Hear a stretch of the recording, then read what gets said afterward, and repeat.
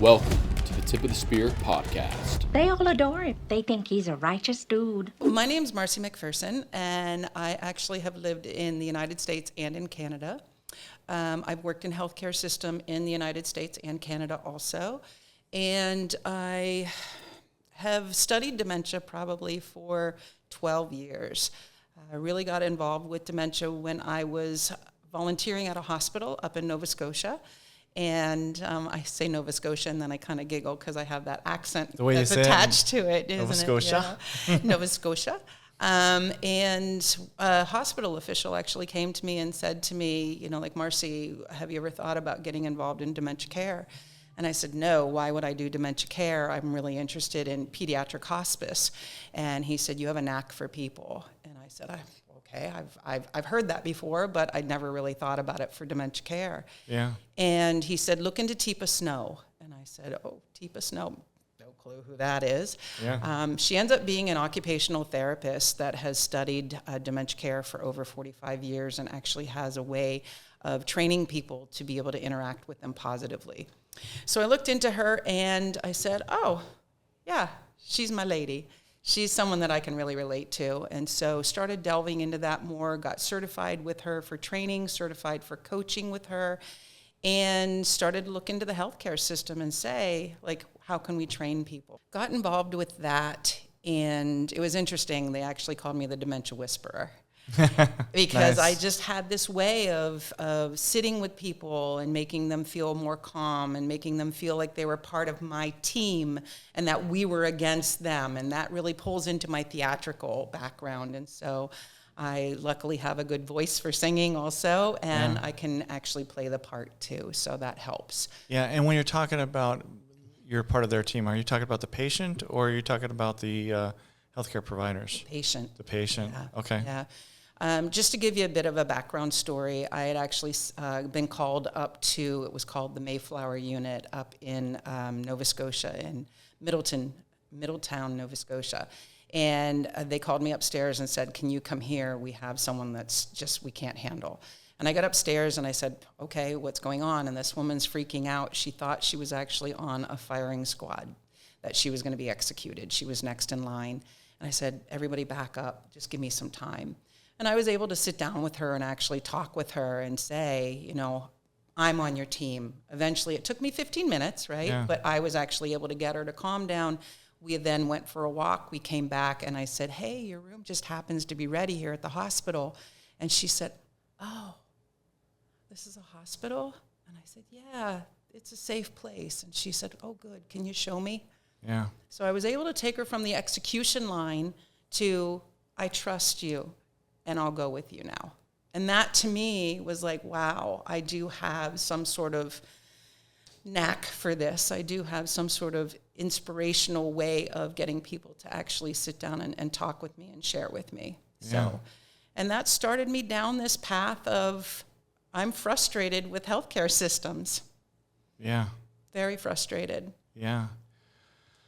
Yeah, well, tell me more. Like, why are you frustrated? What specifically, and what have you done to try to address it at this stage? Sure.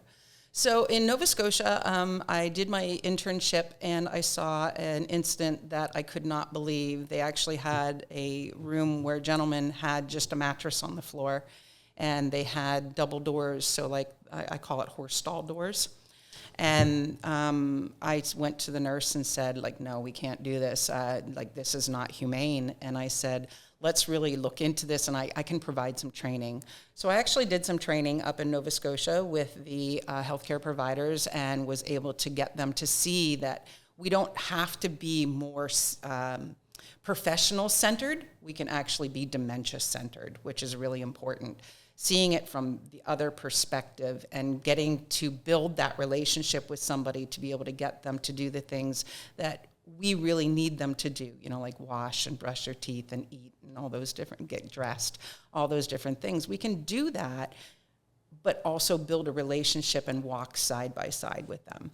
So coming to Florida, which I did in 2020, my mother lives down here, and I came to Florida and I thought, you guys have all got it under control. You guys are doing a good job down here. Heck, it's the capital of the world for seniors down here. And I was working hospice at the time and couldn't believe that it's not good. It's not good. So I said, okay, let's get this business up and going again. And I did. And this business being the dementia consulting business? Correct. Okay. Correct. I'm sorry. I apologize. Yes. So I have a business still alive inside. It's Dementia Supports and Opportunities. So the acronym is said so. Yeah. And so I have that business that I do right now that I run here in the area, but I travel from Tampa down to Naples. Yeah. And I help families actually to get on board with what's happening, because unfortunately 4 out of 5 families actually splinter or have issues after a dementia diagnosis. And so what I try to do is gather everybody together and get them to actually... 4 out of 5. 4 out of 5. Where's that data from? That's actually a Teepa Snow quote. And so, yeah. I'm not surprised. Right. It's sad and shocking to hear that, Yeah. but that sounds about right from my experience as well. Exactly. Yeah. So getting everybody on board and getting everybody to understand what's happening, what is the dementia diagnosis? What's the trajectory with it? What are the other medical issues that come along with that? What are we looking at? Do we have the right resources in place? Do I need to sit down with maybe a family member and just have that discussion with them about where is this going and how can I coach them along to be able to understand what's the best way to interact with their loved one again? But one of the things that I do that's different than other people do is I sit down with the person living with dementia, and I say to that person, what do you know? What do you feel? What are you thinking the future holds? Yeah. And that's when a lot of people will say to me, I feel like I'm part of my life again. And I think we're missing that piece. We're missing that. What do you mean that I feel like I'm part of my life again? I don't understand that. So that's a dementia patient saying that. Dementia patient. I don't fully grasp the... Sure. I feel like you're conveying a lot of weight to that statement, Yeah. and I'm not receiving Fully grasping it. Yeah. Yeah, so what happens is we talk over somebody living with dementia, we talk through somebody living with dementia, we talk around them, we talk under them. Yeah. We never talk with them. Yeah. And ask them, hey, we have this decision coming up in the future. We can either, let's say it's an oral surgery. We can either do this oral surgery and this is what's going to happen, or we don't have to do that oral surgery. Let's weigh in together. Let's talk about this. Let's bring you back into your life to be able to make these decisions with us. So the statement again is, from a dementia patient, I feel like I'm part of my life again. I feel like I'm part of my life. Because they're talking to you. Correct. Okay, gotcha. Correct. And I'm bringing that information forward to the family. Yeah, to the family. Because it seems to me like the family needs coaching through this. They don't know what to do, and they're just leaning on the healthcare professionals who are taking a look at this, not from a respect of life, a dignity of life standpoint, because we've been taught just to listen to the professionals. Listen to the professionals, and the professionals are operating based on money and profit motive, whether they recognize it or not. I'm not saying that everybody that's a healthcare provider is evil. I'm just saying that that's been the paradigm that they've operated in for so long, and then now all of a sudden a family member is coming and they're just hearing what they've been trained to say, which is different than somebody that comes along and says, here's a human life, this is a dignity issue, talk to this person, this is a human, and we've got to take care of people, the elderly and the young, the innocent. Right.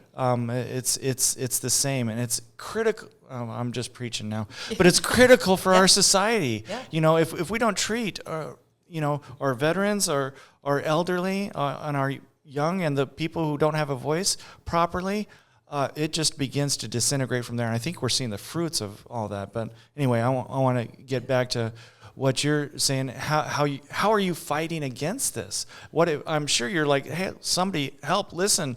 Yeah. There's a person inside. I love. That's right. I love the way you said that. Said so. Still alive inside. Still alive inside. That's good. Right. That's good. Right. Because it's true.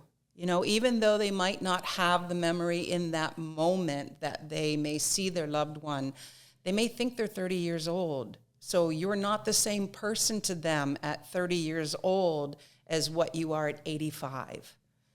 Right? You know, Yeah. I hear that a lot, you know, like my mom doesn't know who I am. And I go, okay, ask her how old she is. And they go, oh my goodness, like she really thought she was 25. And I go, did you exist at 25? No, I didn't. See, that's beautiful, to help connect, Right. To build that and bridge. to honor. Absolutely. See, honor your mother and father, that you might have a long life. That's critically important, that people need to hear. But now you can't even say something like that because that's religious, But that's critically important. It is, absolutely. To be able to train and help people honor their parents. Yes. Honor life. Yes, absolutely. You know, they're still alive. Yep. They are, even though they may not be able to convey their message anymore in a verbal way. I even have nonverbal conversations with people. And it's important. We need to have value and purpose in our lives. Human beings need that. And when we take that away from somebody because we've taken away their independence, their autonomy, their self-determination, we've taken away those pieces, what are we leaving behind? And that's where I step in and say, no, we need to give this back. So tell me again about the resistance that you're receiving from the healthcare industry, from obviously from members in Congress. That's why you reached out to me in the first place. I did. Yeah. We're missing some pieces, right? And they talk about person-centered care. And I really question person-centered care. I really do. And, and I understand healthcare professionals have jobs to do. And I understand that, the hospitals are money makers. And I understand, that there's different pieces that all come into this to make sure that we are moving forward. But are we really moving forward in our care of seniors? I don't see it. And that's why I did reach out, because I said, we need to start putting more of a dementia-centered care in place rather than a professional-centered care. Yeah. And that's what I see. I see professionals coming in and going, I'm going to make this decision for you, and I'm just going to tell the family this is what it's for, and therefore we're going to then go ahead and move forward with this. Yeah, but for me to take the ball and move it forward, I need to know how far you've taken the ball in the first place. So who have you, obviously you've reached out to Vern Buchanan and haven't heard anything from him. No, unfortunately. So obviously in my campaign, that's important that I make that statement, and that there's a difference, and that's why your vote matters. But you've also reached out to the healthcare industry, I'm sure. I've tried to sit down and speak with different people that are part of the healthcare system, and unfortunately, I'm not saying they've said no, but I've also haven't had any success there. Yeah. So what would you like? Let's play out a hypothetical. By God's grace, I become a member of Congress. What would you like for me to do specifically? And what do you feel like Vern Buchanan hasn't done other than answering your call or just listening to you? Well, I think one of the things that I would really like to see is that all dementia matters, not just Alzheimer's. I mean, I get that, Alzheimer's has a big association. Yeah. I understand that they have, what they need to fulfill, their missions and their visions to fill. But unfortunately, we're leaving a lot of people out that don't have Alzheimer's. And I get that Alzheimer's is, the biggest part of dementia, and that it is the most studied and it's the most looked at. But unfortunately, we have other dementias that need just as much attention. And so instead of treating somebody pharmacologically, which is the very first thing healthcare seems to do, is why are we not taking a look at it in a relationship-based care? I can get you to do a lot more with me if you think we're friends than if I just shove a pill down your throat. So you said pharmacologically is the first and foremost, and a lot of times the last angle in which the government and healthcare providers, and the government is driving via the dollar the healthcare providers' behaviors. Correct. So this is very much an issue of legislation and very much an issue of government. I don't think it should be, but it is. We're in this position because of Obamacare, single-payer system, this whole push to socialized medicine, which has been a problem from the beginning. And now this, in my opinion, is part of a huge part of the problem. We're trying to solve problems within a framework that's been messed up from the beginning, that's on a trajectory straight towards socialism. And we know how healthcare works in socialist countries. I lived in Canada. Yeah.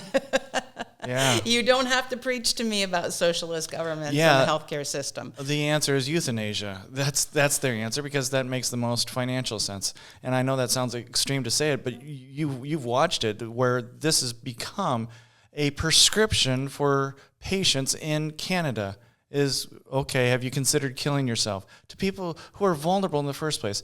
That's a whole nother topic altogether. But we are working in a broken framework, has legislators and in Congress and our elected officials have moved us towards further and further towards socialism, and just kind of forgot about it. Now started operating within this paradigm, which I think needs to be called out before we even try to solve any of these problems. And I'm not sure exactly what your thoughts are on this, but I'm open to hearing. I know that privatizing things and allocating and carving out money for other options rather than just the profit motive of this pharmaceutical industry, because that's what's driving things, and that's what Vern Buchanan, I don't know if you know this, but Vern Buchanan is the chair of the Health Subcommittee on Ways and Means, which is the person who is negotiating with the pharmaceutical industry. So we're talking about the right person, the right position that could actually do something about it, and is doing nothing other than sending out literature saying how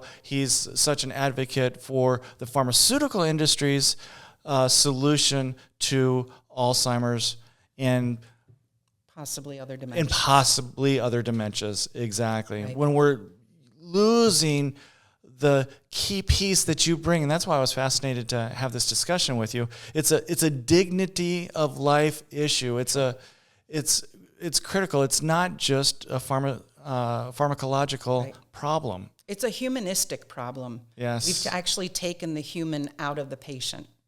Yes. And we're reaping the benefits of it, and in all kinds of different ways as a society that we can't even fully grasp or comprehend. No. But when we don't take care of the innocent, and that's not going to go well. It degrades from there. As a society. It certainly does. And so this is a key issue. It is, absolutely. And what I see is that, if somebody's having a behavior issue, instead of actually addressing that behavior, what we're doing is we're going for the behavior modification medication. So instead of saying, hey, we weren't able to get your shirt on today, was it this shirt that you didn't like? Or am I upsetting you? Am I bothering you? No, we just pop a pill in their mouth, and then we go, okay, now I can go get their shirt on them. I can't help but make the parallels with the pharmaceutical industry that they're doing to kids here, and we've been fighting against the pharmaceutical industry here, trying to drug up the kids and convincing parents that the issue is pharmacological when it's behavioral, and these kids just need to be listened to and trained and corrected, right, and loved, right, and listened to. Guidelines, right? Well, they just need to be parented. Yeah, well, and don't get me started there. I don't want to just blast parents, because we got a bunch of parents, but the parents don't have any training themselves. Right. And so they're just operating by what they've seen, and nobody's helping out, and that's what makes it such a heavy lift here.